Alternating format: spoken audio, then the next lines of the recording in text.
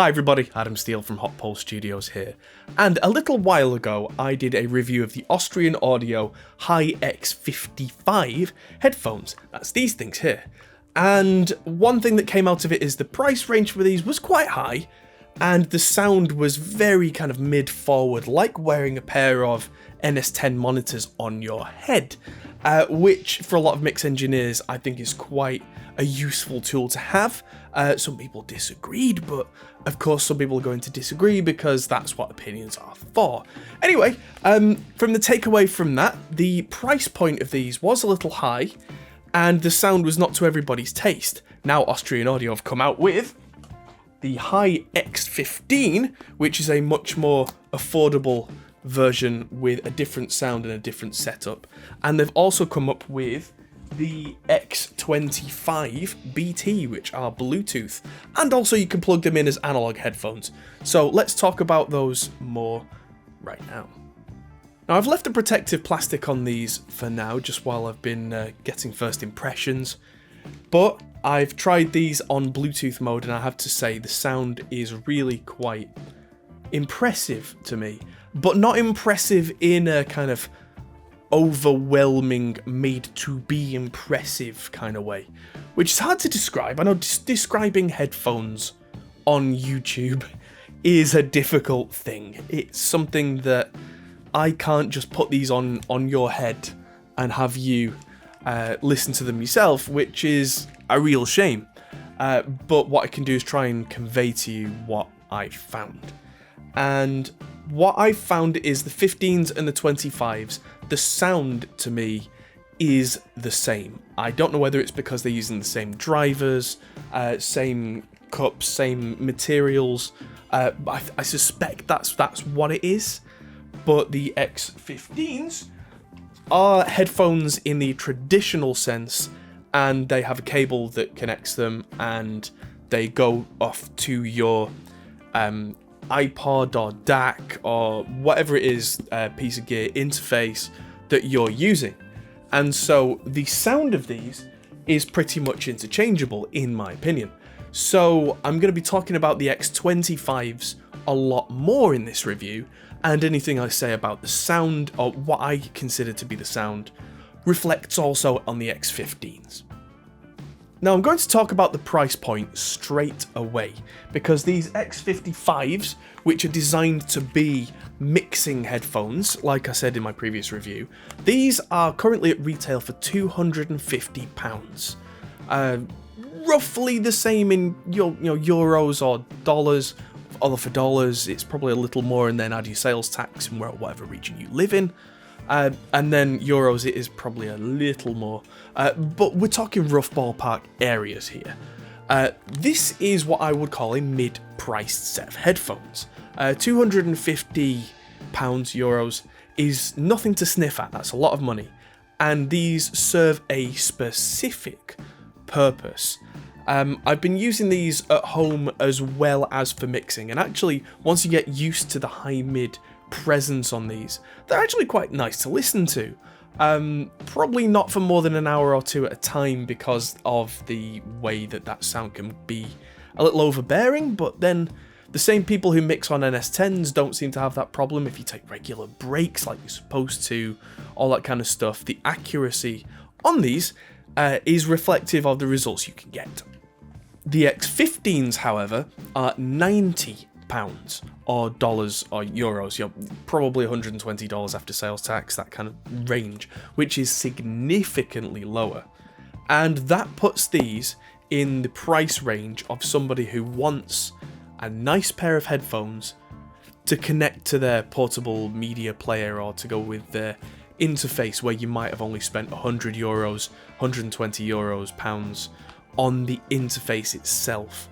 Because of course there is the law of diminishing returns. Why would you spend $250 on a pair of headphones and then $100 on an interface with the headphone amp included? Sometimes the price points don't match each other, so this suddenly opens the world of Austrian audio up to a whole different audience. And so it's time for me to try and describe the sound of these.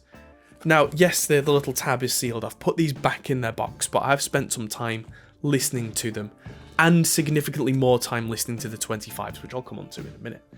These sound, to me, more balanced than the 55s do. They sound much more even across the board. They sound a lot more like, to use a term, regular headphones, which can definitely be a good thing. The low end on these is not overwhelming. What I mean by that is they're not like early Beats designs or some of the other headphone manufacturers' designs where it's all about more bass, more bass. I can hear the bass very clearly in these, and then there is a significant kind of drop off on the ultra low, so you don't get sub stuff with these, which, if you know what you're looking for when you're working with mixing and that kind of thing, you can avoid problems by just not adding unnecessary sub. I do tend to find that the other way around, headphones which have a lot of bass in them, I tend to find that if ever I get sent anything to mix or master from someone who uses headphones that have lots and lots of low end, the tracks themselves are actually quite light in low end, and it can be quite difficult to bring that back out because their ears have been told as they're mixing that there's already enough bass, when in fact the headphones are hyping that up. And I like the fact that these are not hyped in that way. They're also not particularly trying to impress me with tons of top end either, which is great. Not to say that they're dull. They have, again, quite an even high end.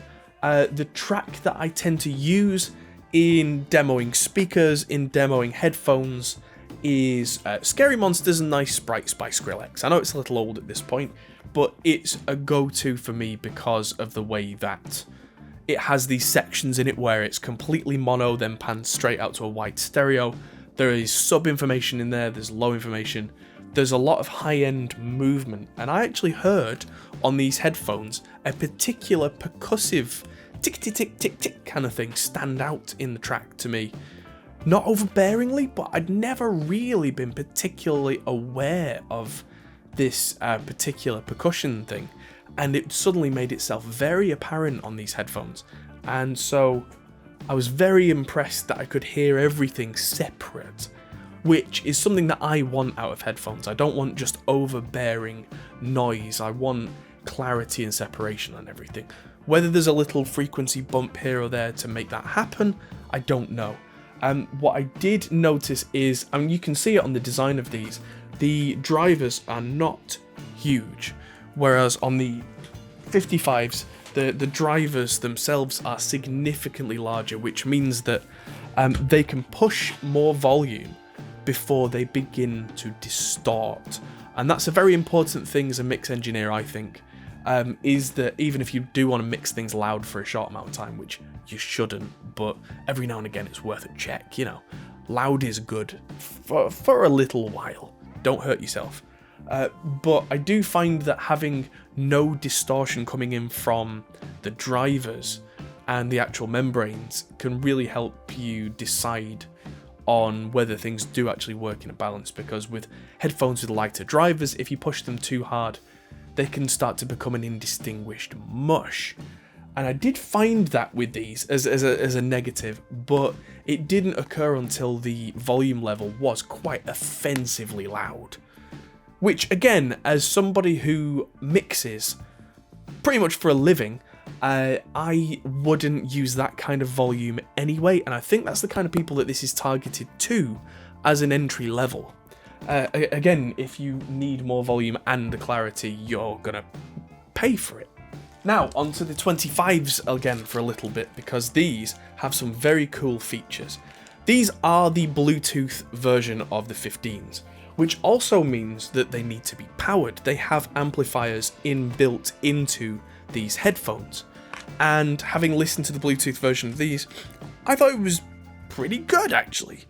But one thing that really impressed me about these headphones, and I have a couple of things here, is that there is a USB-C connection on the bottom, and you can use that both to charge the headphone amp as you would expect, but also, as you would not expect, there is a USB-C to jack cable, and when the headphones are not powered, when they're off, this provides a complete pass-through so that the headphone drivers themselves can be pushed by an external headphone amp. It doesn't provide a line level, as far as I know, to the Bluetooth DAC section and then out. It actually goes straight through, passes through, so that when the amp is off, you can actually use something external if you have a nicer headphone amplifier that you want to use while you are doing things like mixing or listening to music at home, at your desk or in your bedroom. And then when you go out and about, you take that out, you connect your phone with Bluetooth, and off you go. They provide this cool little thing as well, which is a USB-C to A adapter, which I think is only for power, but it's tiny. And that means they can provide a USB-C to C cable, which is kind of becoming the standard now, slowly but surely, but then they can also supply a tiny little thing, which means that you're not caught short if you need to charge the headphones on a regular old USB to USB-A connection. These are £140, so what, 160 euros, 170-ish dollars plus tax, I guess. So these are still, even with the Bluetooth and the DAC and the headphone power and all that kind of stuff. Oh, and there's a microphone in there as well, so you can use these to talk, for calls on your phone. They're still a good 100 cheaper than the X55s, which again tells me who the target market is. These, I would not say they feel flimsy. They feel like if I was really aggressive with them, I could probably break them and it would be my own fault. Where the X55s, these are all metal everywhere. These hinges are absolutely solid. I feel like I could stand on these and they would just not care. And actually, funny story, I did accidentally stand on these at one point in the studio because I'm clumsy. And all that happened was the ear pads popped off, and then I popped them back on again. And if they look a little worse for wear, that's because I am using them all over the place. I use them at home, I use them here. They've become really good tracking headphones, actually. But that might be where the X15s end up in here. Because the pads, the isolation is really good. They can take a decent amount of level. They're not overly, overbearing in any particular frequency range. For tracking headphones, if you've got a vocalist in your studio, these could be exactly what you need. Because at £90, they are cheaper than some of the competition in that kind of field. Although they're not the cheapest, of course, but I tend to find that if you go cheaper than £90 for things like headphones, you will get things that break quite easily. So, yeah, I'm going to take the plastic off these now because these are staying.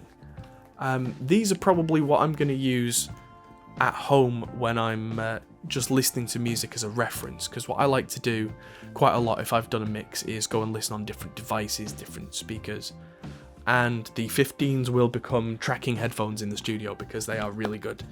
The 55 still I use a lot for actual mixing checking.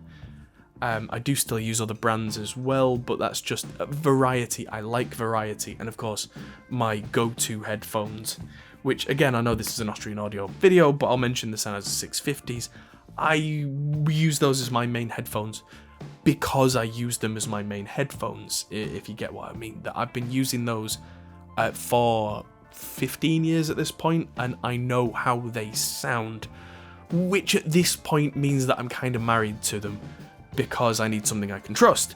But if I was starting again, something like these Austrian audio headphones, they seem like a pretty decent way to go. So yeah, decent rating. Again, full disclosure, Austrian Audio did send these to me for review. I'm not being paid for this video, so of course the opinion is my own. If these were terrible, then I would tell you. I mean, Austrian Audio wouldn't like me very much afterwards, but it'd be good to be honest. Or if they were really, really, really bad, I would probably just send them back without doing a review and say, look guys, I can't review these. But I have reviewed them, I like them, they're at a price point and they are really good at that price point. Hope you enjoyed this, guys. Thanks for watching, and hit the like button, hit the comments if you've got anything that you would like to share with the class. And subscribe if you want to see more content about mixing, tutorials, gear reviews, all that kind of stuff. Thanks for watching, everybody. I'll see you in the next video. Goodbye. Hey everyone, that might be the end of the video, but if you fancy carrying on this conversation, we have a Discord server, link is in the description. We're also on Patreon, which is something you can really help us with. We also are on Facebook, Instagram and Twitter at Hop Pole Studios. See you there.